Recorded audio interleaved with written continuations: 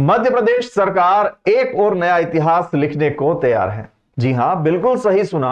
जब प्रदेश का प्रधान सेवक उच्च शिक्षित हो तो फिर प्रदेश के शिक्षित युवाओं को अपने भविष्य की चिंता करने की कोई आवश्यकता नहीं है, क्योंकि अब यह चिंता प्रदेश और हम सब के लाडले प्रदेश के मुखिया डॉक्टर मोहन यादव की है।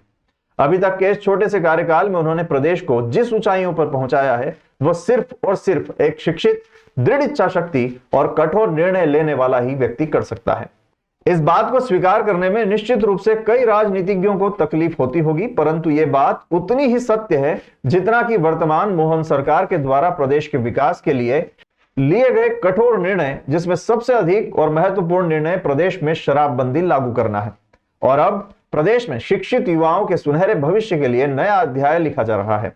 इस अध्याय की शुरुआत हो रही है मध्य प्रदेश और जापान के बीच औद्योगिक विकास के हस्ताक्षर से, जिसमें टोक्यो, ओसाका और कोबे के बीच औद्योगिक विकास को लेकर मध्य प्रदेश में इनका इन्वेस्ट कराकर मध्य प्रदेश को औद्योगिक विकास की दिशा में रफ्तार देना। इसलिए प्रदेश के प्रधान सेवक जापान की यात्रा पर हैं, जहां उनका स्वागत भारतीय परंपरा के अनुसार साफा बंधवा कर किया गया। मध्य प्रदेश की समृद्ध संस्कृति और साझेदारी के नए आयाम स्थापित करने की ओर बढ़ते कदमों से अपने को मजबूती प्रदान कर रहा है। डॉक्टर यादव इस दौरान यहाँ के उद्योगपतियों से 1-to-1 चर्चा करेंगे और उन्हें इस बात की पूरी उम्मीद है कि यह यात्रा मध्य प्रदेश को नए उद्योग स्थापित करने में कारगर साबित होगी।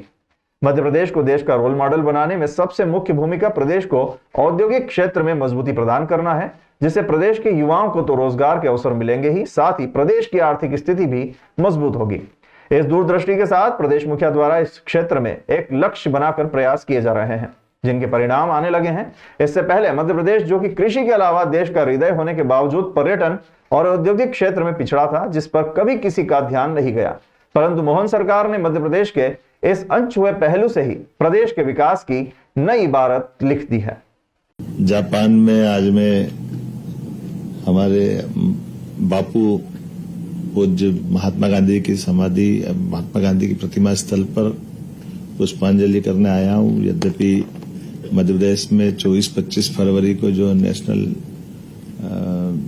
खास करके ग्लोबल इन्वेस्टर समिट जो होने वाली है, हमारे प्रधानमंत्री जी उसका उद्घाटन करने वाले हैं।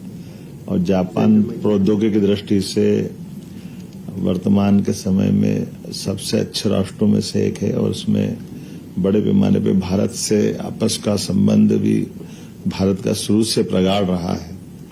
नवीन प्रौद्योगिकी से लगा करके हमारे आजादी के पूर्व नेताजी सुभाष चंद्र बोस हो, रास बिहारी बोस हो, स्वामी विवेकानंद हो, गुरुवर रविन्द्रनाथ टैगोर हो, सभी का संबंध जापान से आता है। ये हमारे लिए गौरव और गर्व की बात है। ऐसे में ये संबंध और प्रगाढ़ हो, परस्पर व्यापार व्यवसाय के नए नए रास्ते बने, एक दूसरे के साथ खड़े रहे। और आज के इस दौर में जापान और भारत की अपनी यशस्वी प्रधानमंत्री के सरकार बनाने के बाद तो ये मित्रता और प्रगाढ़ हुई है। कई सारे मोर्चों पे हम सब साथ मिलकर काम कर सकते हैं।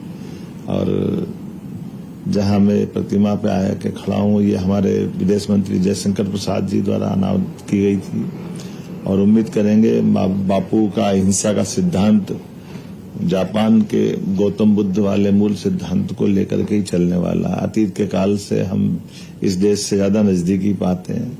यहाँ हमारे कई परिवार के बाकी लोगों से मिलकर के और आनंद आया और उम्मीद करेंगे परिवार बढ़ता जाए। ये थोड़ी अभी काफी संभावना वाला क्षेत्र है।